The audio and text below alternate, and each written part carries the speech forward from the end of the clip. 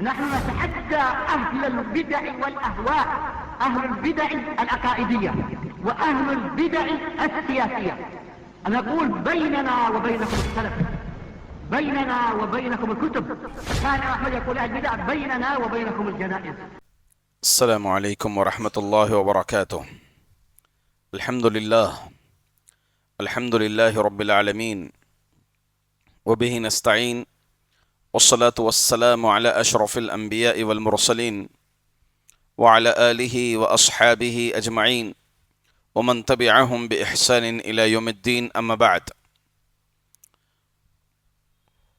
قال الله تعالى: تبارك الذي بيده الملك وهو على كل شيء قدير. معزز سامعین، باب ہمارا شروع ہوا تھا کسی درخت یا پتھر سے برکت لینا. تو اس باب میں مصنف رحمہ اللہ علیہ نے ایک آیت و حدیث ذکر کی. اس کے بعد آپ کے سامنے یہ بتایا گیا تھا کہ برکت لینے کے جائز طریقے اور برکت لینے کے ناجائز طریقے، یعنی مشروع برکت، غیر مشروع برکت. مشروع برکت میں سب سے پہلے اللہ کے رسول صلی اللہ علیہ وسلم کی ذات گرامی، آپ کی ذات سے، آپ جب تک باحیات تھے آپ کی ذات سے برکت لی جاتی تھی، اور صحابہ آپ کی ذات سے برکت لیے. جیسے میں نے روایت پیش کی تھی کہ اللہ کے رسول صلی اللہ علیہ وسلم جب فجر پڑھتے تو مدینے کے غلام پانی کا پیالہ آپ کے پاس لے آتے تھے، آپ پھر اس میں ہاتھ ڈالتے تھے، اپنی انگلیاں ڈالتے تھے. وہ دیگر روایات. اور اس میں یہ بھی بتایا تھا کہ اللہ کے رسول صلی اللہ علیہ وسلم کی ذات سے برکت لینا یہ آپ صلی اللہ علیہ وسلم کی حیات یعنی آپ کی زندگی تک محدود ہے.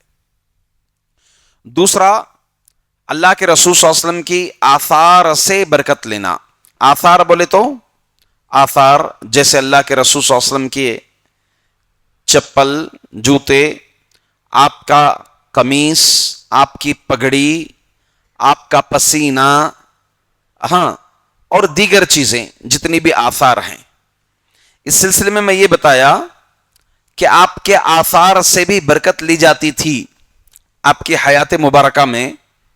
جیسے اللہ کے رسول صلی اللہ علیہ وسلم وضو کرتے تو آپ صحابہ اکرام اس وضو کے پانی کو گرنے نہیں دیتے تھے. آپ کلی کرتے، آپ چہرہ دھلتے تو اس پانی کو صحابہ پکڑتے تھے. اس سلسلے میں روایت بھی صلح حدیبیہ کے وقت جو کافر دیکھے تھے وہ پورا واقعہ بیان کیا. اللہ کے رسول صلی اللہ علیہ وسلم کے آثار کے سلسلے میں ایک بات یہ بھی تھی کہ آپ کے پسینے سے بھی برکت لیتے تھے. کیسے؟ کہ آپ کے پسینے میں خوشبو ہوا کرتی تھی تو صحابیات آپ کے پسینے کو محفوظ کرتی تھیں اور خوشبو کے ساتھ اس کو ملاتی تھیں. جیسا کہ حسن بصری رحمۃ اللہ علیہ آپ کی وفات کے وقت آپ کے جنازے میں، آپ کے کفن میں اللہ کے رسول صلی اللہ علیہ وسلم کا وہ پسینہ ڈالا گیا تھا. اور اللہ کے رسول صلی اللہ علیہ وسلم کے آثار کا معاملہ بھی تابعین کے حد کے دور تک جو ہے یہ سلسلہ بھی ختم ہو گیا تھا. تو مشروع برکت میں سب سے پہلے آپ کی ذات اور آپ کے آثار، یہ سلسلہ ختم ہو چکا ہے. کوئی بھی چیز تاریخ کے صحیح تاریخ کی روح سے آپ کے آثار کچھ موجود نہیں ہیں. سلسلہ ختم ہو گیا تھا صحابہ و تابعین تک. اس کے بعد دوسرا جو مشروع طریقہ ہے وہ اقوال اور افعال سے برکت لینا. اقوال اللہ جیسے ذکر ہے، انسان کی زبان کی عبادت ذکر ہے، علمی محفل ہے. اسی طرح سے قرآن مجید کی تلاوت سب سے اعلیٰ درجے کی، جس میں نے روایت بھی پیش کیا تھا کہ ایک صحابی رسول تلاوت کر رہے تھے، ان کا گھوڑا بندھا ہوا تھا تو تلاوت کر رہے تھے، گھوڑا اچانک جو ہے لڑکھلانے لگا اور انہیں ڈر ہوا، نماز پڑھ رہے تھے، تلاوت کر رہے تھے، ڈر ہوا نماز میں کہیں روند نہ دیں گھوڑا میرے بچے کو، چھوٹے بچے کو، تو اس لیے نماز مختصر کر دیے۔ پھر کیا دیکھا کہ آسمان میں ایک افق میں کچھ دیکھا آپ نے، اللہ کے رسول صلی اللہ علیہ وسلم کو بیان کیا، تو اللہ کے رسول صلی اللہ علیہ وسلم نے کہا یہ فرشتے آپ کی تلاوت سننے کے لیے نازل ہوئے تھے۔ تو اس طرح اقوال میں قرآن مجید کی تلاوت ہے۔ اسی طرح وہ دعائیں جو اللہ کے رسول صلی اللہ علیہ وسلم بیماری کے وقت پڑھ کر پھونکنے والی دعائیں، اعوذ بکلمات اللہ التامہ من کل شیطان وہامہ ومن کل عین لامہ لا بأس طہور اللہم رب الناس اذهب الباس واشفی انت الشافی لا شفاء الا شفاؤک شفاء لا یغادر سقما۔ اسی طرح سے مریض ہے، مریض کے سامنے جو ہے 7 مرتبہ اسأل اللہ العظیم رب العرش الکریم ان یشفیک، اس دعا کو پڑھنے جتنے بھی اتھنٹک ہیں حدیثوں میں اس کی فضیلت بیان کی گئی، اور ان دعاؤں کو ان مقامات پر پڑھنے کے سلسلے میں کہا گیا، تو ان سے حصول برکت کیسے؟ حصول برکت ایسا نہیں کہ ہمیں جیسے سمجھ میں آیا اس دعا کو لیے ہم گلے میں لگا لیے تعویذ بنا کر کے، یا گھر میں لٹکا لیے تو اس دعا کے اثر سے جو ہے گھر پر کوئی پریشانی نہیں ہوگی، یہ نہیں۔ ایک تو برکت لینا یہ بھی اتھینٹک دلیل سے معلوم ہوتا ہے، دوسرا برکت کیسے لی جائے گی یہ بھی جو ہے دلیل سے معلوم ہوگا، اس سے پار ہو کر شرعی طریقے سے ہٹ کر برکت لینا ان سے بھی جائز نہیں ہے۔ اسی طرح افعال یعنی بندے کے نیک اعمال سے اللہ کے رسول صلی اللہ علیہ وسلم نے فرمایا کہ جو کوئی رزق میں کشادگی چاہتا ہے، رزق میں برکت چاہتا ہے اور عمر میں درازی چاہتا ہے، فلیصل رحمہ، اس کو چاہیے کہ وہ رشتہ داری کو جوڑے۔ تو رشتہ داری کو جوڑنا یہ ایک عمل ہے، ایک نیک عمل ہے، اس نیک عمل سے برکت کی رزق میں کشادگی کی امید رکھی جاتی ہے، اس نیک عمل سے عمر میں درازی کی امید رکھی جاتی ہے۔ تو اقوال اور افعال سے برکت یہ بھی آپ کے سامنے واضح ہو گیا۔ تیسری چیز، بعض جگہوں سے برکت، بعض مقامات، جگہیں، یہ بھی شریعت میں اتھینٹک وارد ہیں۔ وہ جگہیں کون سی ہیں اور اس میں برکت کا طریقہ کار کیا ہے، یہ بھی شریعت میں وارد ہے۔ اسی طرح چوتھے نمبر پر بعض کھانے پینے کی چیزوں سے برکت، یہ بھی حصول برکت کیسے ہے، طریقہ کیا ہے، اور وہ چیزیں کیا کیا ہیں، یہ بھی شریعت میں وارد ہوئی ہیں۔ تو تیسری چیز میں آپ کے سامنے آج بیان کروں گا انشاءاللہ، تیسری اور چوتھی چیز اس میں یہ ہے کہ اس روئے زمین پر بعض جگہیں ایسی ہیں، بعض مقامات ایسے ہیں، ایک تو بعض مقامات، پھر جو ہے بعض اوقات بھی ہیں، ٹائمنگز بھی ہیں جس سے برکت دی جا سکتی ہے۔ بعض جگہوں میں جیسے مساجد ہیں، اللہ کے گھر ہیں، اسی طرح سے بعض جگہوں میں خصوصاً 3 مسجدیں، مسجد الحرام، مسجد النبوی، مسجد اقصی ہے۔ اسی طرح سے بعض جگہوں میں اسی وقت عرفات، مزدلفہ، منا، اسی وقت، اسی ٹائم پر، کون سے ٹائم پر؟ ذوالحج کے موقع پر، عرفات کے دن ہی، عرفات کے مقام پر حاجی کی صورت میں حج کی نیت سے جو بندہ جائیں، اور اس کے لیے فضیلتیں وہاں پر عرفہ کے دن کے سلسلے میں وارد ہوئی ہیں، یا غیر حجاج کا روزہ رکھنا اسی دن، عرفات کے دن یعنی 9 ذی الحجہ کو، یہ بھی جو ہے شریعت میں اس سلسلے میں وارد ہوئی ہے۔ تو اس سے برکت حاصل کرنا، برکت کی امید رکھنا جائز ہے۔ مساجد کے سلسلے میں اللہ کے رسول صلی اللہ علیہ وسلم نے فرمایا، احب البلاد الی اللہ تعالی مساجدها وابغض البلاد الی اللہ اسواقها، اللہ کے نزدیک سب سے محبوب ترین جگہیں اللہ کے گھر ہیں، اور اللہ کے نزدیک سب سے محبوب، سب سے مبغوض ترین جگہیں بازار ہیں۔ کیوں؟ کیونکہ بازار میں عموماً ایمان کے کھونے کا خدشہ ہوتا ہے، آدمی پیسے کو دیکھ کر کے اپنا ایمان بیچ دیتا ہے، اس کی نیتیں، خیانتیں پر فوری طور پر انسان جب مال کو دیکھتا ہے تو خیانتوں پر آمدہ ہو جاتا ہے. اسی لیے اللہ تعالیٰ جو ہے تجارت میں بھی جب رہیں تو کثرت سے اللہ تعالیٰ کا ذکر کرنے اور شکران نعمت کو یاد کرتے رہنے کا اللہ تعالیٰ حکم دیا ہے. اسی طرح سے حصول برکت جو خاص مقامات میں ہیں اس میں مساجد میں حصول برکت کیسے؟ حصول برکت کا مطلب یہ نہیں کہ مسجد کی دیواروں کو پکڑ کر کے چھومیں یا پھر مسجد سے مٹی کو گھس کر نکال لیں، اس کو کپڑے میں باندھ لیں، گھر میں رکھ لیں، برکت کی امید رکھیں. یہ طریقہ غیر شرعی طریقہ ہے. مسجد سے برکت کی امید اس طرح سے کہ مساجد میں اعتکاف کیا جائے. وہ کب کرنا ہے؟ رمضان میں. صرف کب کرنا؟ رمضان کے علاوہ؟ ہاں پیچھے نوجوان رمضان کے علاوہ کر سکتے ہیں اعتکاف؟ جی کر سکتے ہیں اعتکاف. اعتکاف کے لیے کوئی ٹائم مخصوص نہیں ہے. اعتکاف رمضان کے علاوہ بھی کر سکتے ہیں. ہاں رمضان میں، ماہ رمضان میں خصوصاً آخری عشرے میں کرنا یہ نبی اکرم صلی اللہ علیہ وسلم کا سنت ہے. آپ نے کیا ہے. رمضان کے علاوہ بھی اعتکاف کر سکتے ہیں. اسی طرح نماز کا انتظار کرنا مسجد میں بیٹھ کر کے. اللہ کے رسول صلی اللہ علیہ وسلم نے کیا فرمایا کہ مسجد میں اگر کوئی بیٹھے رہتا ہے نماز کے انتظار میں، گویا وہ نماز کی حالت میں ہے. گویا وہ نماز کی حالت میں. اسی طرح سے مسجد کو چل کر آنا، مسجد کو آنا نکلنا، یہ بھی جو ہے برکت ہے. یہ برکت کے ذرائع اور برکت کے عمل ہیں.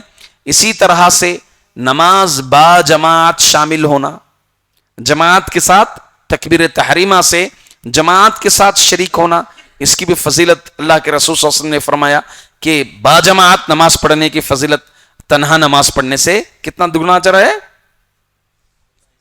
جی 27 دگنا اجر جو ہے اس میں ملے گا. اسی طرح سے مسجد میں دینی مجلسوں میں شریک ہونا. کس میں شریک ہونا؟ دین.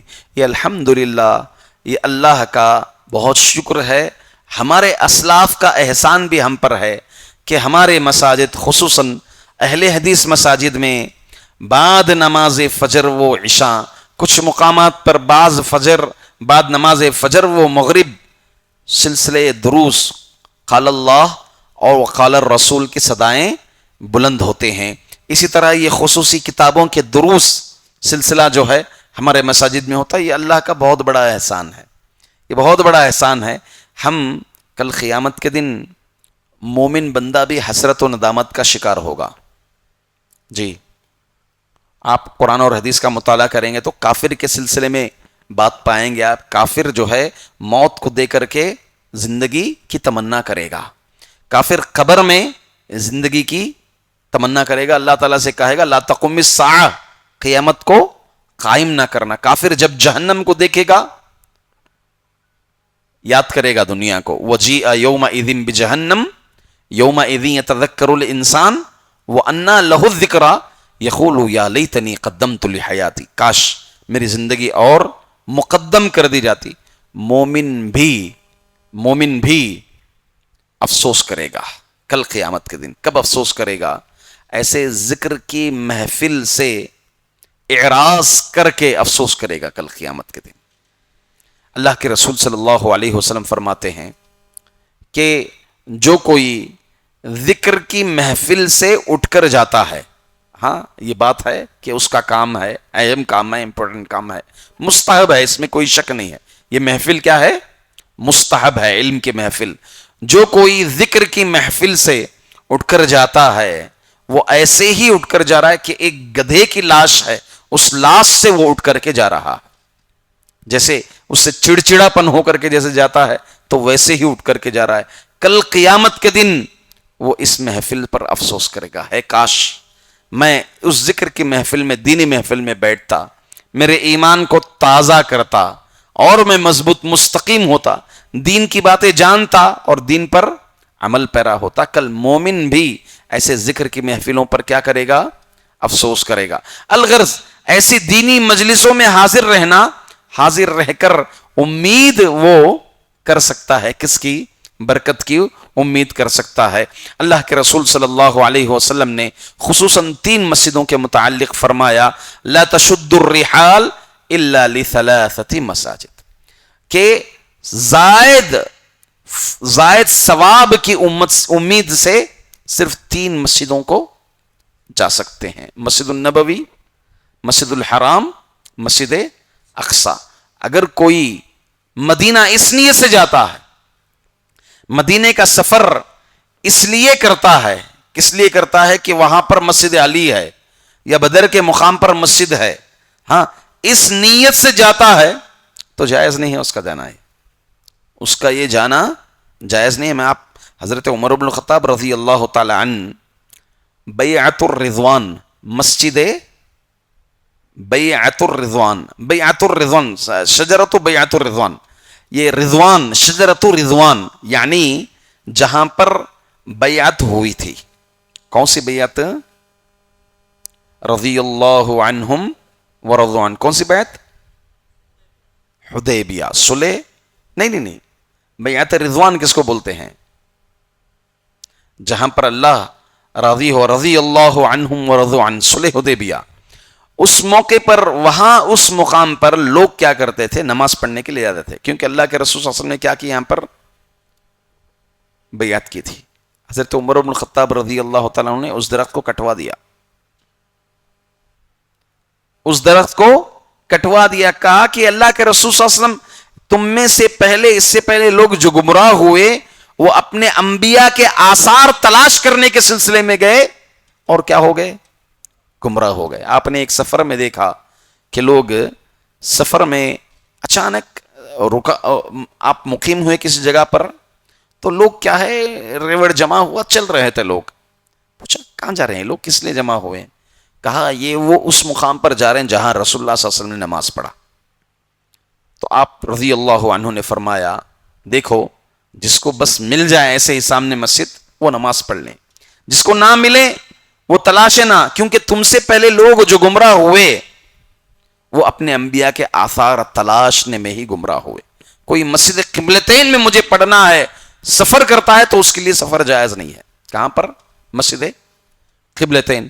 سبع المساجد، مسجد خندق میں نماز کی غرض سے اگر وہ یہاں سے سفر کرتا ہے تو اس کے لیے وہ سفر جائز نہیں ہے۔ مدینہ وہ سفر کریں تو مقصد اس کا سفر کیا ہو؟ عبادت کا سفر، مقصد مسجد النبوی میں نماز پڑھنا اور زائد ثواب حاصل کرنا، یہ مقصد ہو اس کا۔ مسجد الحرام، مکہ جانا ہے اس کا سفر، دینی مقصد کیا ہونا چاہیے؟ شرعی مقصد مسجد الحرام میں مجھے نماز پڑھنا یا وہاں پر حج کرنا یا پھر وہاں پر عمرہ کرنا، یہ غرض ہو اس کا۔ اور فلسطین بھی جانے کا مقصد ہو تو مسجد اقصی میں نماز پڑھنے کی نیت سے وہ سفر کر سکتا ہے، ورنہ دیگر امور میں سفر کرنا یہ شرعاً شریعت میں درست نہیں ہے۔ عمر بن الخطاب رضی اللہ تعالیٰ عنہ نے جب کٹوایا درخت، ہاں جب اپنے اصحاب کو روکا تو سیدھی سی بات ہے، اس سے بات یہی معلوم ہوتی ہے کہ دیگر امور میں تلاش نہیں کرنا چاہیے۔ افسوس ہوتا ہے ہمارے ان مسلمان بھائیوں، ہندوستانی پاکستانی ان مسلمان بھائیوں پہ افسوس ہوتا ہے جو مدینہ منورہ میں جب جاتے ہیں تو اپنے چپل چھوڑ دیتے ہیں اور بنا چپل کے مدینہ منورہ کا سفر کرتے ہیں، چلنا چاہتے ہیں۔ اب ان کی نیت کیا ہے کہ ہمارے نبی کے مبارک پیر کہاں رکھے ہوں گے، وہ بس مبارک پیر ہمیں، وہ جگہ ہمیں ٹچ ہو جائے۔ ہوئے گی بھائی، ہوئے گی؟ اس دور میں کیا تھا؟ آج ہے وہ روڈ، باقی ہے آج نہیں ہے۔ مسجد نبوی میں کیا لگے ہیں؟ ٹائلز لگے ہوئے۔ مسجد نبوی میں اللہ کے رسول کے دور میں کیا تھی؟ نیچے کیا تھی؟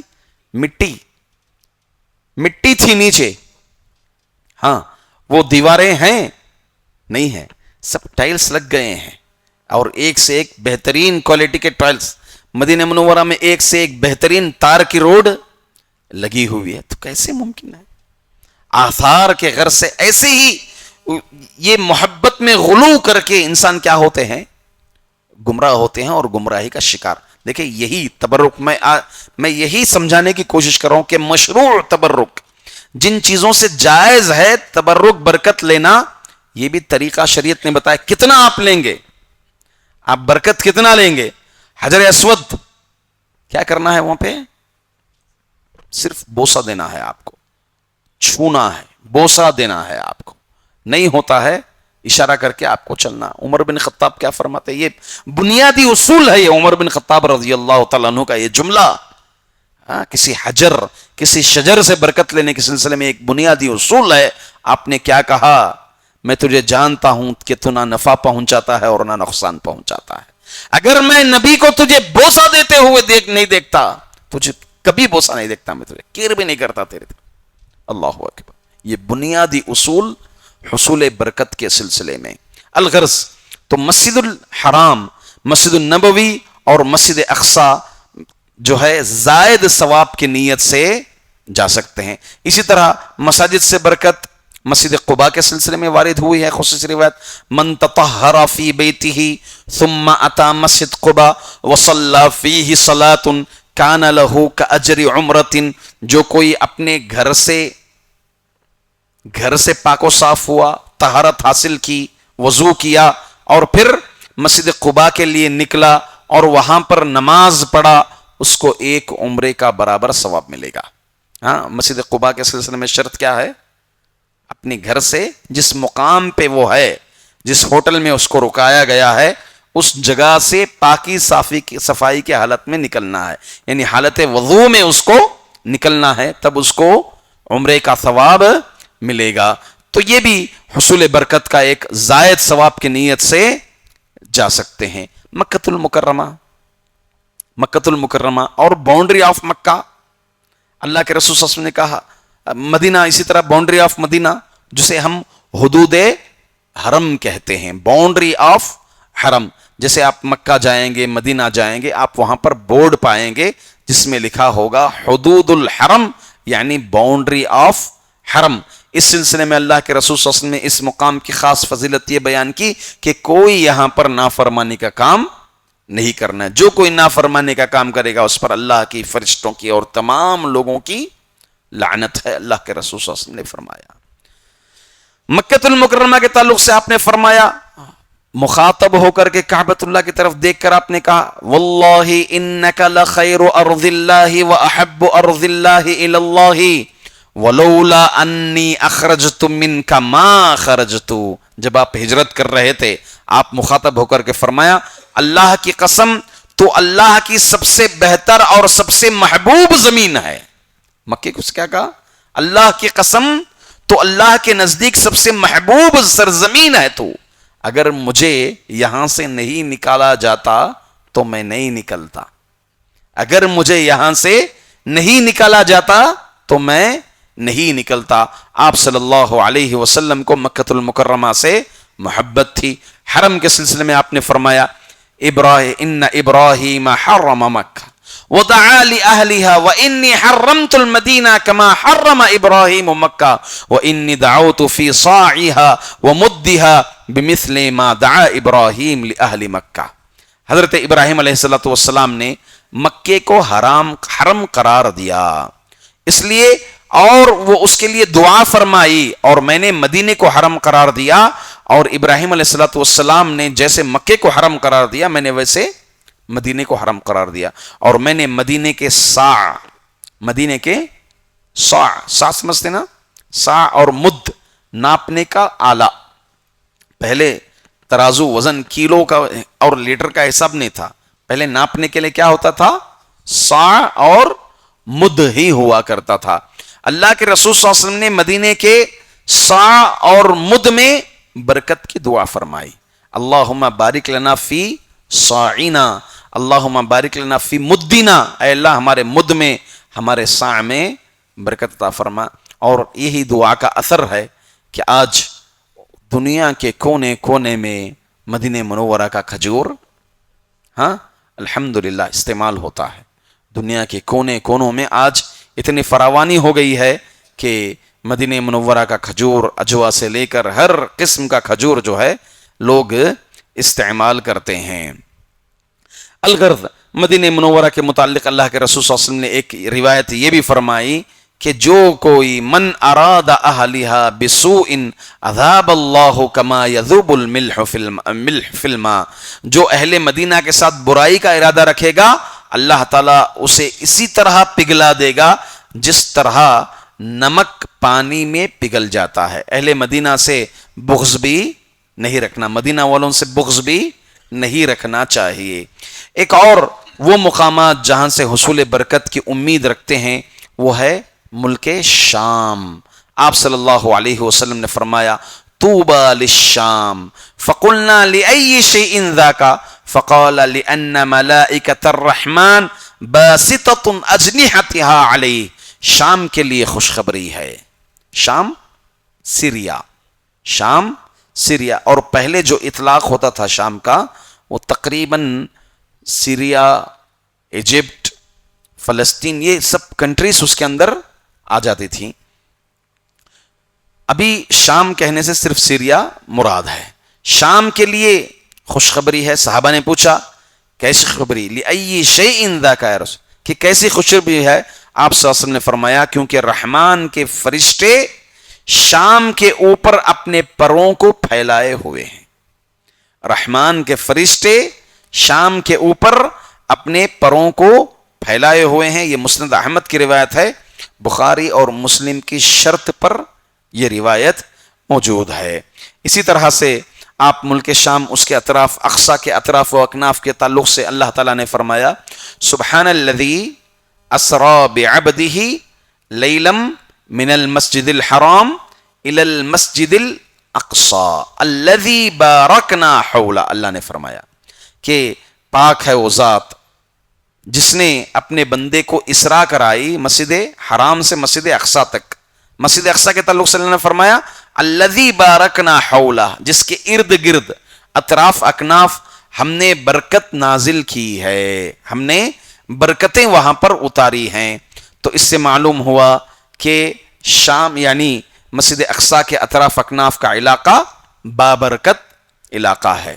برکت کا مطلب یہ نہیں کہ ہم وہاں کی مٹی لے کر آ کے اپنے پاس رکھ لیں، صندوق میں محفوظ کر لیں، یا پھر جو ہے وہاں کی تصویر لا کر اپنے گھر پر لگا دیں، یہ امید رکھیں کہ یہاں پر برکت ملے گی۔ کعبۃ اللہ کی تصویر کھینچ کے لا کے لگا دیں، پھر یہ امید رکھیں کہ ہمیں یہاں پر برکت ملے گی۔ یہ سب ناجائز طریقے ہیں۔ برکت کیسے اور برکت کس میں، شریعت مطہرہ ہمیں یہ بتاتی ہے۔ چوتھی چیز، تیسرے مقام پر میں نے فرمایا ان جگہوں پر مشروع برکت کون سی؟ ابھی بتایا نا میں، مسجد، عام مسجد۔ پہلی بات، مسجد میں برکت کیسے حاصل کرنا ہے؟ نماز جماعت کے ساتھ پڑھنا، اعتکاف کرنا، دینی مجلسوں میں شرکت کرنا، علم حاصل کرنا، اسی طرح سے مسجد کی طرف چل کر آنا، نماز کا انتظار کرنا، اس کے علاوہ اور مقامات برکت کے،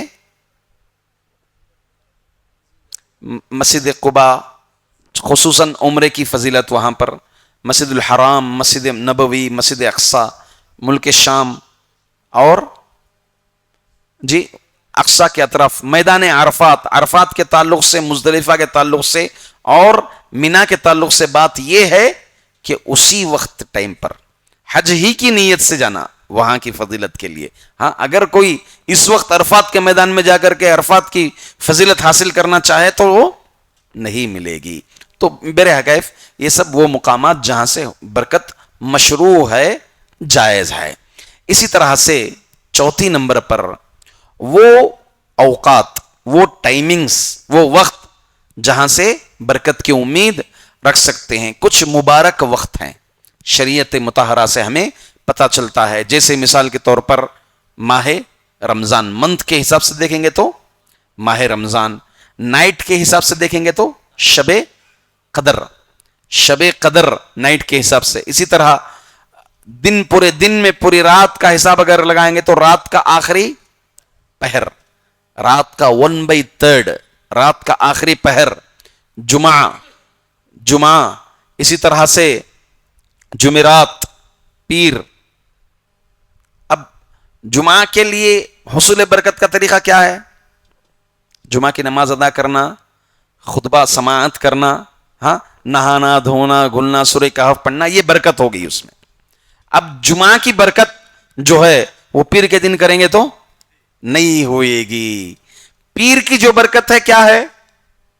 روزہ رکھنا ہے۔ جمعرات کی برکت کیا ہے؟ روزہ۔ یہ شریعت کی ہماری خوبی ہے کہ برکت جب مشروع بتائی گئی تو برکت کا طریقہ بھی بتایا گیا. اگر کوئی پیر کا روزہ، پیر کے دن روزہ رکھنا ہے، اٹھا کر جمعہ کو رکھے گا تو شریعت میں منع ہے، بلکہ خاص کر کے آپ جمعہ کے دن روزہ نہیں رکھ سکتے. مجھے برکت حاصل کرنا ہے جمعہ کی، اس لیے میں روزہ رکھ رہا ہوں، بولے تو یہاں پر آپ صلی اللہ علیہ وسلم کی نافرمانی ہو رہی ہے. ذی الحج کے شروع کے 10 دن، اسی طرح دیگر جو اوقات بتائے گئے ہیں، خصوصاً جمعہ کے دن خاص گھڑی قبولیت دعا کے لیے وغیرہ، اس کے سلسلے میں کچھ روایتیں ہم سماعت فرمائیں گے. پہلی بات رمضان کے تعلق سے اللہ کے رسول صلی اللہ علیہ وسلم نے فرمایا قد جاءکم رمضان شہر مبارک افترض اللہ علیکم صیامہ تفتح فیہ ابواب الجنہ وتغلق فیہ ابواب الجحیم وتخل فیہ الشیاطین فیہ لیلۃ خیر من الف شہر من حرم خیرہا فقد حرم. آپ صلی اللہ علیہ وسلم نے فرمایا تمہارے پاس رمضان آیا ہے، ماہ رمضان مبارک مہینہ ہے، مبارک مہینہ ہے، یہی ہے لفظ، ماہ رمضان مبارک مہینہ ہے، اللہ نے تم پر روزوں کو فرض کیا ہے، اس میں جنت کے دروازے کھول دیے جاتے ہیں، جہنم کے دروازے بند کر دیے جاتے ہیں، سرکش شیاطین کو جکڑ دیا جاتا ہے، اور اس میں ایک ایسی رات ہے جو 1000 مہینوں سے بہتر ہے. جو اس سے محروم ہو گیا وہ اپنے آپ کو کیا کر لیا؟ محروم کر لیا. اور خصوصاً اس رات کے تعلق سے روایت آتی ہے، حدیث قرآن کریم کی سورت ہی ہے، سورۃ القدر، انا انزلناہ فی لیلۃ القدر. یہ میں شاید یہ بات بتایا ہوں، دوبارہ بتا دوں، یہ ہمارے اس امت کی خوبی ہے، فضیلت ہے کہ اللہ تعالیٰ اس امت کا ٹائم کم کر دیا. عمل چھوٹا، ثواب بڑا. پچھلی امتوں کی عمریں 9 سال بھی ہوتی تھی، 900 سال حضرت نوح علیہ السلام. اس کے بعد کی امتیں بھی بہت بڑی بڑی ہوتی تھی. اللہ کے رسول صلی اللہ علیہ وسلم نے اس امت کا ایوریج بتایا 65 ایوریج، 65 ایوریج ہے اس امت کا. کوئی 99 100 بھی کراس کرتا ہے، کوئی 10-15 سال میں بھی چلا جاتا ہے. الغرض 65 پوری امت کا ایوریج ہے اس امت کا. تو سوچیں 65 ایئرس. بالغ کب ہوتا ہے بچہ؟ 15 سال راؤنڈ فگر. تو کتنے سال ہے اس کے پاس؟ 50 سال ہیں. 50 سال میں کتنی نمازیں ملتی ہوں گی اس کو؟ فرض نمازیں 5 ڈال لیں، 1000 سال سے بہتر، 1000 مہینوں سے بہتر. تو اتنے مہینے نہیں ملتے اس کو، یہ 65 سال میں اتنے مہینے اس کو نہیں ملتے. عمر سے زیادہ یہ ایک رات میں فضیلتیں اس کو مل رہی ہیں. اور سوچو یہ تو یہاں رہا، اگر مسجد اقصی میں اس کی رات گزری تو شب قدر کی عبادت کرتے ہوئے شرعی طریقے سے مسجد اقصی میں ملی تو گزری تو انٹو 500.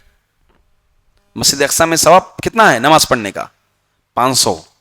اور یہی رات اس کی مسجد النبوی میں گزری تو انٹو 1000.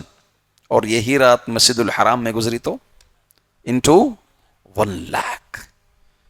1 لاکھ نمازوں کا ثواب، 1 لاکھ نمازوں کا ثواب. اللہ اکبر. یہ اللہ کا بہت بڑا احسان اس امت پر، چھوٹے سے عمل پر اتنا زیادہ فضیلت وارد ہوئے. اللہ تعالیٰ نے فرمایا انا انزلناہ فی لیلۃ القدر وما ادراک ما لیلۃ القدر لیلۃ القدر خیر من الف شہر تنزل الملائکۃ والروح فیہا باذن ربہم من کل امر سلام ہی حتی مطلع الفجر. اب اس میں برکت، حصول برکت کا طریقہ کیا ہے؟ آپ صلی اللہ علیہ وسلم نے فرمایا تحروا لیلۃ القدر فی الوتر من العشر الاواخر من رمضان. تم لیلۃ القدر تلاش کرو رمضان کے آخری 10 دنوں میں سے، طاق راتوں میں آپ تلاش کرو. کیا تلاش کرنا ہے؟ طریقہ عمل اللہ کے رسول صلی اللہ علیہ وسلم کا بھی وارد ہے، جاگنا ہے، سونا نہیں ہے رات میں. ہاں، جاگتے ہوئے نوافل کا بکثرت اہتمام، تراویح کا اہتمام، تلاوت کا اہتمام، اور بکثرت اس دعا کا ذکر. بچوں میں جو کوئی وہ دعا سنائے گا اس کو انعام ملے گا، لیلۃ القدر میں پڑھی جانے والی دعا.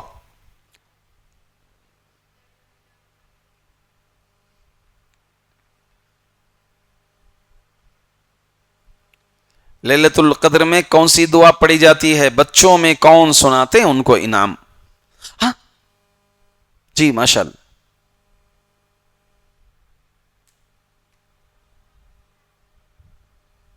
ماشاء اللہ تبارک الرحمن. آ جائیے آ جائیے آ جائیے آ جائیے، آپ کے لیے چاکلیٹ.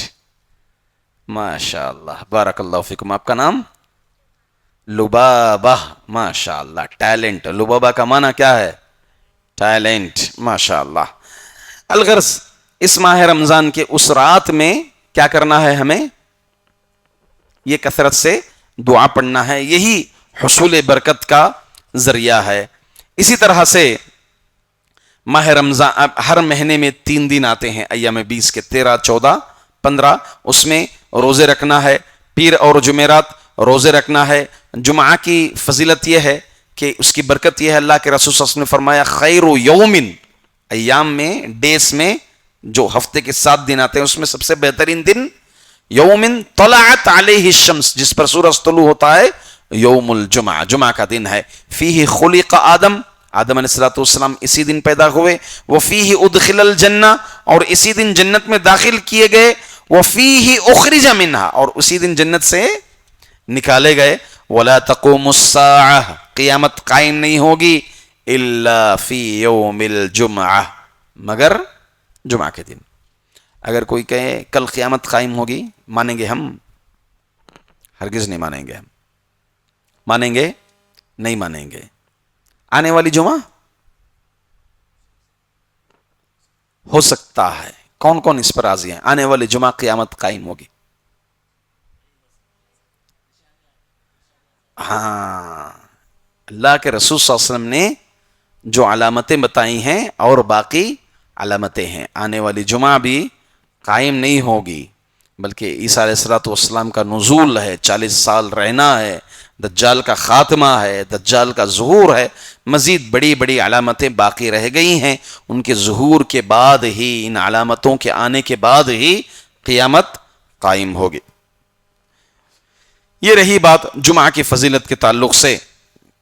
اسی طرح سے دیگر چیزیں جیسے جمعرات، پیر کے متعلق ہم نے فرمایا، اور اسی طرح ایام 20 کے متعلق فرمایا، ماہ رمضان کے متعلق ہم نے فرمایا. ابھی ہم بات یہ 5ویں فصل بھی انشاءاللہ ختم کر دیں گے. حصول برکت کے مشروع ذرائع میں سے میں نے کہا تھا کہ کھانے پینے کی بعض چیزیں، یہ بھی شریعت میں اس کی فضیلت وارد ہوئی ہو، شریعت میں اس کی فضیلت وارد ہوئی ہو. جیسے اللہ تعالی ذکر آتا ہے زیتون کے تیل سے متعلق. ایک تو زیتون کی اور پھر زیتون کے تیل کی. زیتون کی قسم اللہ نے کھائی ہے، والتین والزیتون، تین اور زیتون کی قسم. اور اللہ تعالی کے لیے ہی، یہ اللہ تعالی ہی مخلوق میں سے کس کی چاہے اس کی قسم کھا سکتا ہے، ہم نہیں کھا سکتے. کعبے کی بھی قسم نہیں کھا سکتے، کعبے کے رب کی قسم کھا سکتے، ماہ رمضان کے رب کی قسم، زمانے کے رب کی قسم، اس طرح سے کھا سکتے ہیں. مگر مخلوق میں نہ باپ کی کھا سکتے ہیں، نہ ماں کی کھا سکتے ہیں، نہ بتوں کی کس کی بھی قسم نہیں کھا سکتے. ہماری زندگی کی قسم بھی نہیں کھا سکتے، بچوں کی بھی قسم نہیں کھا سکتے، ماں والدین کی بھی قسم نہیں کھا سکتے. اپنی تجارت کی قسم کھاتے ہیں لوگ. میری تجارت کی قسم کھا رہا ہوں، اگر میں جھوٹا رہا تو میری پوری تجارت برباد ہو جاندے. جائز نہیں ہے. قسم صرف اللہ تعالیٰ کی. اللہ تعالیٰ مخلوق کی قسم اللہ تعالیٰ کھاتا ہے، اور جس کی اللہ تعالیٰ کھائیں اس کی ویلیو ہو جاتی ہے. والفجر ولیال عشر والشفع والوتر والضحى واللیل اذا سجا والشمس وضحاها واللیل اذا یغشا، اس طرح سے والعصر، یہ سب اللہ تعالیٰ جو ہے قسمیں کھایا ہوا ہے. تو اسی طرح زیتون کی اللہ نے قسم کھائی، والزیتون، قسم ہے زیتون کی. اسی طرح حدیث میں اللہ کے رسول صلی اللہ علیہ وسلم نے فرمایا، قرآن کریم میں زیتون کے تیل کے تعلق سے فرمایا، یوقد من شجرۃ مبارکۃ زیتونۃ لا شرقیہ ولا غربیہ یکاد زیتها یضیء ولو لم تمسسہ نار. سورہ نور کے اندر آیت نمبر 35. وہ چراغ ایک بابرکت درخت زیتون کے تیل سے جلایا جاتا ہے. اس نور کے متعلق اللہ تعالیٰ نے فرمایا وہ چراغ ایک بابرکت درخت زیتون کے تیل سے نکالا جاتا ہے. تو اللہ تعالیٰ نے یہاں پر زیتون کے تیل کو کیا کہا؟ بابرکت کہا ہے، یعنی برکت والا، اس میں برکت ہے. اب اس میں کیسے برکت؟ اٹھا کر کے تعویذ بنا لیں گے زیتون کا؟ نہیں، زیتون کھانا ہے، نیت سے کھانا ہے کہ اس میں شفا ہے. اس نیت سے ہمیں کیا کرنا ہے؟ زیتون کھانا ہے. آپ صلی اللہ علیہ وسلم نے بتا بھی دیا، کلوا الزیتا ودہنوا بہ فإنہ من شجرۃ مبارکہ. زیتون کھاؤ اور اس سے تیل نکالو، اس کا تیل بھی استعمال کرو. فإنہ من شجرۃ مبارکہ، اس لیے کہ یہ مبارک درخت سے ہے، برکت والے درخت سے. زیتون کے تعلق سے علامہ ابن القیم رحمۃ اللہ علیہ کی مشہور کتاب ہے، ہم میں سے ہر ایک کو اس کتاب کا مطالعہ کرنا چاہیے. کئی ہمارے علاجات اس میں مل جائیں گے، کتاب الطب کے نام سے. آپ نے اس کتاب میں زیتون سے متعلق بات آئی تو کہہ رہا ہوں میں، زیتون کے تیل سے متعلق اس کے استعمال میں لوگ غلطی کرتے ہیں. زیتون کا تیل گرمایا نہیں جائے گا، گرمایا نہیں جائے. اب روٹی پکاتے ہیں تو زیتون کا تیل استعمال کرتے ہیں، سالن میں ڈائریکٹ تیل ڈال دیے بگار رہے ہیں زیتون کے تیل میں، تو اس کا اثر نہیں ہوتا ہے. زیتون ڈائریکٹ اس چیز میں، سالن میں، آپ کے کھانے میں یا دیگر چیزوں میں ڈائریکٹ ڈال کر کھایا جاتا ہے. آپ دیکھیں گے عموماً ترکیس لوگ اس کا بہت زیادہ اہتمام کرتے ہیں، ان کی غذائیں بہت صحت مند ہوتی ہیں. اس میں زیتون کے تیل کا صحیح استعمال آپ ترکیس لوگوں میں پائیں گے، اور اس کا طریقہ یہی ہے. علامہ ابن القیم رحمۃ اللہ علیہ نے بھی اس کو ذکر فرمایا ہے. اسی طرح غذاؤں میں برکت دودھ میں ہے. کس میں ہے؟ دودھ میں. اللہ اکبر. اللہ کے رسول صلی اللہ علیہ وسلم کو معراج کے وقت دو چیزیں پیش کی گئیں. کیا کیا؟ دودھ اور شہد، شراب. جی. تو اللہ کے رسول صلی اللہ علیہ وسلم نے دودھ کا اختیار کیا تو کہا کہ تم نے فطرت کو چنا. تو اللہ رب العزت بندے کو، بچے کو، ایک انسان کو پیدا کرتا ہے فطرتن. کیا پیتا ہے وہ؟ فطرتن دودھ ہی پیتا ہے. اللہ کے رسول صلی اللہ علیہ وسلم نے فرمایا، کان رسول اللہ صلی اللہ علیہ وسلم اذا اتی باللبن قال کم فی البیت برکتن او برکتین. اللہ اکبر. اللہ کے رسول صلی اللہ علیہ وسلم کے پاس جب دودھ لایا جاتا آپ کے پاس، آپ کہتے گھر میں کتنی برکتیں ہیں، ایک یا دو؟ اللہ اکبر. دودھ کے تعلق سے کیا کہا؟ گھر میں کتنی برکتیں ہیں، ایک یا دو. یعنی دودھ کے متعلق اللہ کے رسول صلی اللہ علیہ وسلم دودھ کو کیا لفظ استعمال کیے؟ برکت کا لفظ استعمال کیے. واقعی دودھ میں برکت ہے. برکت ایک ناحیے سے شرح اس کی یہ بھی ہے کہ دودھ میں غذائیت ہے. انسان روٹی چاول سب چھوڑ کے صرف دودھ پیتا رہے تو غذائیت ہے اس میں، یعنی فوڈ کا کام پورا بدن کے اندر دودھ کرتا ہے اور بہت اچھے سے کرتا ہے. اور اللہ کے رسول کے دور میں بطور غذا دودھ ہوا کرتی تھی، دودھ پیتے تھے صحابہ کرام. ایک پیالہ لایا گیا، کثرت زیادہ تھی، آپ نے برکت کی دعا پڑھی، بس پیے، سب کے سب سیراب ہو گئے. دودھ ویسے کا ویسا ہی رہا. الغرض اللہ کے رسول صلی اللہ علیہ وسلم ایک اور روایت میں فرمایا، من اطعمہ اللہ طعاما فلیقل اللہم بارک لنا فیہ ورزقنا خیرا منہ ومن سقاہ اللہ لبنا فلیقل اللہم بارک لنا فیہ. کیا دودھ کی دعا؟ کیا دودھ کی دعا؟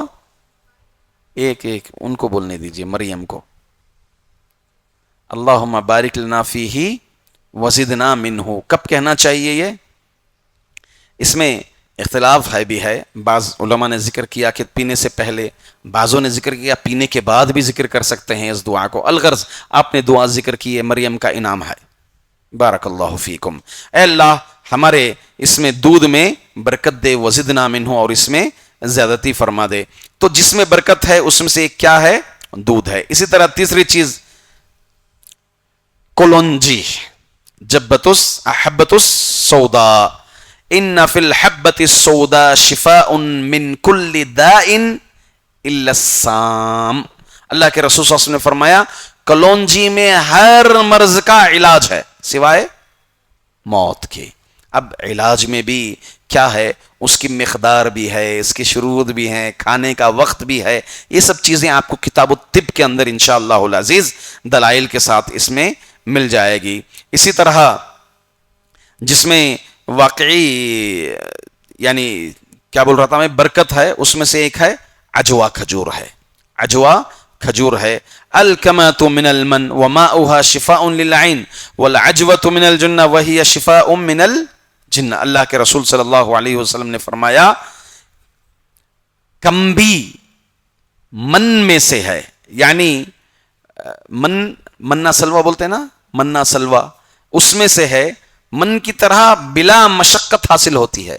یہ چیز کیا ہے؟ انسان کو بغیر کوشش کے حاصل ہوتی ہے، اور اس کا پانی آنکھ کے لیے شفا ہے. اسی طرح عجوا کھجور جنت سے ہے، عجوا کھجور جنت سے ہے، اور یہ دیوانے پن کا علاج ہے. آپ عجوا کھجور کی فضیلت کے تعلق سے کیا فرمایا اللہ کے رسول صلی اللہ علیہ وسلم؟ سحر بھی اثر نہیں ہوتا. 7 کھجور نہار پیٹ صبح لیں. کتنے لینا؟ 7. یہ حصول برکت کا طریقہ عجوا کھجور. پھر تعویذ بنا لیا تو عجوا کھجور کا برکت کا طریقہ نہیں ہوئے گا. اسے کیا کرنا ہے؟ 7 کھجور لینا پڑے گا. 7 کھجور اس کو صبح میں کھائیں، شام تک کسی طرح کا جادو کا اثر نہیں ہوگا. اگر اثر ہے تو اس میں جو ہے باذن اللہ، اللہ کی اجازت سے ختم ہو جاتا ہے. جیسا کہ آپ صلی اللہ علیہ وسلم نے فرمایا من تصبح ب7 تمرات عجوۃ لم یضرہ ذلک اليوم سم ولا سحر. جو شخص صبح کے وقت 7 عجوا کھجور کھائے گا تو اس روز اسے کوئی زہر کا اثر نہ ہوگا اور نہ ہی کسی جادو کا اثر ہوگا. انہی بابرکت کھانوں میں سے ایک کھانا ہے شہد. کیا ہے؟ شہد. اللہ کے رسول صلی اللہ علیہ وسلم نے کیا فرمایا؟ قرآن کریم میں اللہ نے کیا فرمایا؟ فیہ شفاء للناس. ایک آدمی کو پیٹ کی بیماری تھی تو اس کے دوست آئے، کہا کہ پیٹ کی بیماری. اللہ کے رسول صلی اللہ علیہ وسلم نے کہا جو جی شہد پینے کے لیے کہو اس کو. دوسرے دن آیا، کہا کہ درد کم نہیں ہوا بلکہ اور مزید ہو گیا، جو جی اور پینے کے لیے کہو. تیسرے دن آیا، کہا کہ اور مزید بڑھ گیا، درد کم نہیں ہوا. کہا کہ اللہ تعالی کا حکم یا جو ہے اللہ تعالیٰ نے سچ فرمایا، اس کا پیٹ جھوٹا ہے. سمجھ رہے ہیں؟ یقین کے ساتھ اس کو پینا چاہیے. اور اس سے یہ بھی معلوم ہے اس کی مقدار اور ایام بھی ہوتے ہیں. کوئی ایک بار کر لیا. عموماً کیا کرتے ہیں کچھ لوگ کپنگ لگاتے ہیں. کپنگ اس کا بھی طریقہ کار حجامہ جس سے بولتے ہیں، تو ایک بار لگا کر کے اس میں اثر کا تلاش کرتے ہیں. اس کے بھی باقاعدہ طور پر شروط ہے کپنگ لگانے کے سلسلے میں. شفا جو بیماری ہے وہ بیماری دور ہونے کے لیے کئی مرتبہ کپنگ لگانا چاہیے. اس کی بھی مقدار ہے، کہاں مقامات، کن مقامات پر لگانا ہے. یہ سب تجربہ جو ہے شرعی روح سے تجربہ یقیناً ہونا چاہیے. اسی طرح مائے زمزم، زمزم کا پانی، زمزم کا پانی یہ بھی برکت ہے. اور اس کی برکت کا طریقہ کیا ہے؟ کھڑے ہو کر نہیں، بیٹھ کر ہی پینا چاہیے. اس میں صحیح قول کے مطابق علماء کے مختلف اس میں رائے ہیں. کھڑے ہو کر اللہ کے رسول صلی اللہ علیہ وسلم نے جو پیا تھا وہ جواز بتانے کے لیے پیا. کیا بتانے کے لیے؟ جواز بتانے کے لیے پیا. قبلہ رخ ہونے کی شرط اس طرح سے نہیں ہے، شرط نہیں ہے قبلہ رخ ہونے کی. اللہ کے رسول صلی اللہ علیہ وسلم نے کہا انہا مبارکتن انہا طعام طعم. ہم مدینہ رہے ہیں اللہ کے فضل سے، ہمارے کئی ساتھیوں کو تجربہ بتا رہا ہوں میں، کئی ساتھیوں کو ہم نے دیکھا اور اپنا خود کا تجربہ ہم نے پایا کہ زمزم ایسی بیماری، ایسی طبیعت بگڑی کہ پوری نیت اور یقین کے ساتھ زمزم پیے، الحمدللہ بیماری شفا میں بدل گئی. کوئی دوائی نہیں، کوئی ڈاکٹر نہیں، بس زمزم پہ یقین رکھے کہ اللہ تعالیٰ یقین اس میں شفا رکھا ہے، الحمدللہ شفا یابی بدل گئی. کئی لوگوں کو، ہمارے ساتھیوں کو کنکری کا مسئلہ تھا، پیٹ میں کنکری کا مسئلہ تھا. ڈاکٹر بتایا 4 کنکر ہے، 3 کنکر ہے، آپریشن کرنا ہے. زمزم کی پابندی کی اور الحمدللہ پیشاب میں سے وہ کنکریاں فارغ ہو گئیں، زائل ہو گئیں. اور یقین، سب سے پہلی بات یقین بھی آتی ہے اس میں. جو نبی نے بتایا ہے اس میں غلط ہمارا جسم ہو سکتا ہے، ہمارا یقین ہو سکتا ہے، مگر نبی کی بات غلط نہیں ہو سکتی. اسی طرح بارش کا پانی بھی بابرکت ہے. ہاں، بارش کا پانی بول کر دور کرتے نہیں. حدیث میں کیا تھا؟ اللہ کے رسول صلی اللہ علیہ وسلم بارش جب پڑ رہی تھی اپنے قمیص کو آپ نے کھول لیا، اندر لیا اپنے پانی، آپ نے کیا فرمایا؟ یہ ابھی ابھی میرے رب سے آ رہا، میرے رب نے بھیجا ہے اس پانی کو۔ قرآن کریم کیا کہتا ہے بارش کے پانی کو؟ وَنَزَّلْنَا مِنَ السَّمَاءِ مَاءً مُبَارَكًا، ہم نے آسمان سے مبارک پانی، برکت والے پانی کو بھیجا۔ اور کئی حکمہ بتاتے ہیں ڈائریکٹ پانی، یعنی چھتوں سے گر کر آنے والا نہیں، ڈائریکٹ آسمان سے ترو سے جو گرتا ہے پانی، اس کو پکڑ کر کے پینا چاہیے۔ یہ بارش کے پانی میں سردی بخار وغیرہ سب نہیں ہوتی ہے۔ ہاں آپ بھیگ کر کے اگر آتے ہیں اس کو چھوڑ دیتے ہیں، ہوا میں دیتے ہیں، تب یہ سبب بنتا ہے، ورنہ بھیگ کر آنے کے بعد کوئی نہا لیں، پیچھے ہی غسل کر لیں، تو انشاءاللہ العزیز باذن اللہ ایسی چیزیں نہیں ہو سکتی۔ وہ سب طبیعتیں بگڑنے کے جو گنجائشیں ہیں، انسان کا ذہن بھی بہت رول ادا کرتا ہے، اس کی سوچ، ہاں میں کھاؤں گا تو، میں وہاں جاؤں گا تو مجھے ہوگا، تو سوچ بھی انسان کو کیا کر دیتی ہے؟ آدھا بیمار کر دیتی ہے۔ الغرض معلوم یہ ہوا کہ بارش کا پانی بھی کیا ہے؟ برکت والا پانی ہے۔ اسی طرح اللہ کے رسول صلی اللہ علیہ وسلم گھوڑے کے سلسلے میں فرمایا کہ گھوڑے کو بھی شامل کیا ہے کہ یہ بھی بابرکت ہے۔ اللہ کے رسول صلی اللہ علیہ وسلم نے فرمایا الخیل معقود، یہ روایت جو ہے آپ کو بخاری شریف میں ملے گی، باب الجہاد والسیر کے اندر امام بخاری نے ذکر فرمایا، اور مجھ سے بھی پہلی مرتبہ میں بھی اس حدیث پر غور کیا، میرے علم میں بھی یہ حدیث نہیں تھی۔ الخیل معقود فی نواصیہا الخیر الی یوم القیامہ الاجر والمغنم۔ آپ صلی اللہ علیہ وسلم نے فرمایا گھوڑوں کی، الخیل معقود، گھوڑوں کی پیشانیوں پر بھلائی قیامت تک ہے، نواصیہا الی یوم القیامہ، قیامت تک کے لیے لکھ دی گئی ہے، یعنی اجر و ثواب اور مال غنیمت۔ اجر کیسے؟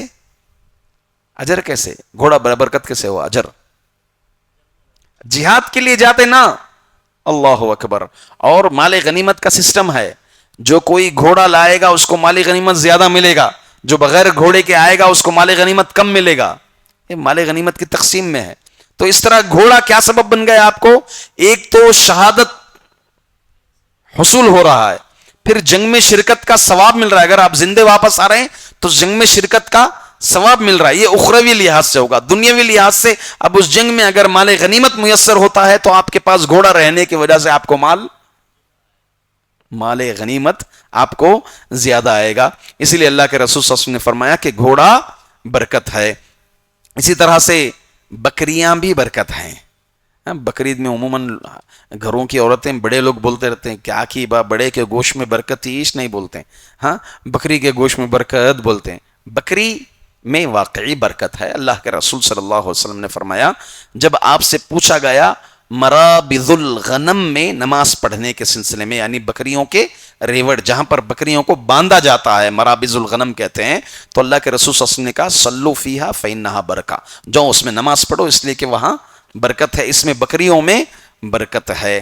الغرض معلوم یہ ہوا کہ بکریوں میں بھی برکت ہے۔ ام ہانی رضی اللہ عنہا نے فرمایا، حدیث میں اللہ کے رسول صلی اللہ علیہ وسلم نے فرمایا، وہ راویہ ہیں، اتخذی غنما فإن فیہا برکہ، تم بکریاں پالو اس لیے کہ اس میں برکت ہے۔ نسل بھی بہت تیزی سے اس کی کیا ہوتی ہے؟ بڑھتی ہے، تو اس لحاظ سے بھی بکریوں میں کیا ہے؟ برکت ہے۔ اور کئی تجار سکسسفل ہیں، ہاں جو بکریوں کی تجارت کرتے ہیں، باقاعدہ طور پر فارم رکھے ہیں۔ اسی طرح سے عبداللہ بن کتنی چیزیں ہوئی برکت کے سلسلے میں؟ کیا کیا بتائیے؟ کھجور، زیتون، زیتون کا تیل، کلونجی، زمزم کا پانی، بارش کا پانی، شہد اور گھوڑا، بکری، یہاں تک ہوئی۔ اور ایک آخری چیز اس میں بھی برکت ہے، کھجور کے درخت میں۔ اللہ کے رسول صلی اللہ علیہ وسلم نے فرمایا ان من الشجر لما برکتہ کبرکت المسلم، وہ حدیث جو طویل حدیث ہے عبداللہ بن عمر رضی اللہ عنہ کی، آپ کے پاس ایک کھجور کی غذا لائی گئی، آپ نے کہا کہ ایک درخت ایسا ہے اس کی مثال مسلمان کی مثال جیسی ہے کہ برکت ہی برکت ہے اس میں۔ تو صحابہ سب مختلف ذہن کہیں کہیں گیا، تو عبداللہ بن عمر نے کہا کہ وہ کھجور کا، ان کو معلوم تھا جواب، مگر اللہ کے رسول صلی اللہ علیہ وسلم نے جواب دے دیا کہ وہ کھجور کا درخت ہے۔ بعد میں عبداللہ بن عمر نے عمر رضی اللہ عنہ سے کہا کہ مجھے معلوم تھا جواب، بڑے بڑے صحابہ تھے تو اس لیے احتراماً میں نے جواب نہیں دیا۔ تو عمر نے کہا کہ مجھے کتنی خوشی ہوتی کہ اگر تو جواب دیتا۔ یہ سب یہ وسائل ہیں جہاں سے برکت جائز ہے اور برکت کا طریقہ آپ کے سامنے واضح ہو گیا. اور ناجائز طریقے برکت کے کیا ہیں انشاءاللہ کچھ اگلے درس میں اشارتاً آپ کے سامنے میں ذکر کروں گا. اللہ تعالیٰ سے دعا ہے کہ اللہ رب العزت ہم تماموں کو برکت ان چیزوں میں حاصل کرنے کی حصول برکت کی توفیق عطا فرمائے جن میں شریعت کے دلائل نصوص وارد ہیں. آمین. وآخر دعوانا ان الحمدللہ رب العالمین. فاعلم أنه لا